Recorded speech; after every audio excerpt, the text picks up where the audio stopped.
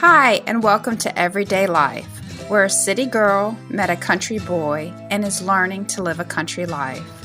Today, I have harvested from the green stalk, and we are going to make a tomato bounty salsa jam recipe. Well, our cherry tomatoes on our green stalk have been producing phenomenally, so we're going to turn these into tomato jam salsa. First, we're going to process our tomatoes in the food processor. The secret to this salsa is the fact that we just blend it up and we really drain this out. We let it sit and drain, and then we blend up the other things just as little, and you have all those tastes together when you scoop it. We'll have I have 3 jalapenos. You can use 4 if you want. I chopped them up in the food processor and de-seeded them. Next, you'll take 1 sweet large red pepper. I suggest that when you finally chop this, use your food processor and again drain it. It makes for a better salsa. I have my red pepper in the food processor, so here we go. Oops, I must not have it on secure. Forgot the blade.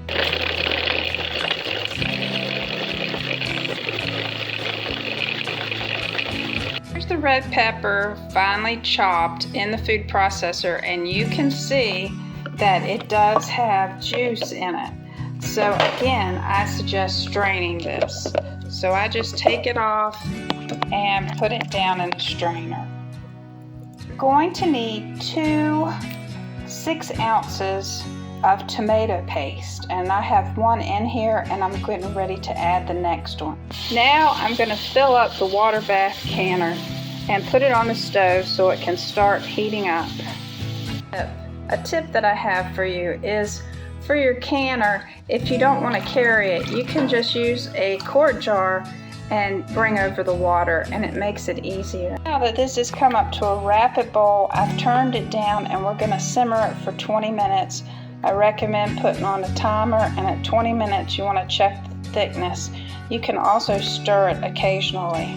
So back here I have my lids going in water. I have my water bath canner starting to heat up, and my liquid has thickened up to the consistency that I wanted after 20 minutes. You can wait longer if you want to. You can make it as thick as you want. Alright, so now I'm going to ladle this into my jars. Whoops, and you don't want to make a mess like I just did all over the counter. So we'll have to stop and clean that up. Okay, let's try this again. I'm going to ladle this in, and I recommend when you put it in the jar, you leave a 1/2 inch head space and make sure to get all the air out of the jars. So I'm going to continue to do this, and I'll show you the next. Just so you can see, I have jars filled with water as well as my jars with the salsa, and I'm going to lower this down into the canner. I have these down in my canner, and it is starting to get warm. Once it starts with a rapid boil, we will water bath can these, and we have at least 2 inches of water above these pint jars for a good seal. Once the tomato jam is processed in the water bath canner, you will take your jar lifter and remove your jars. They're going to be extremely hot, so you may want to wear oven mitts. Then you'll put them over to the side to cool for 12 to 24 hours. I hope you enjoyed this and you'll try making tomato jam. I hope you have a blessed day, and if you like this, give it a thumbs up and consider subscribing. And thanks for stopping by.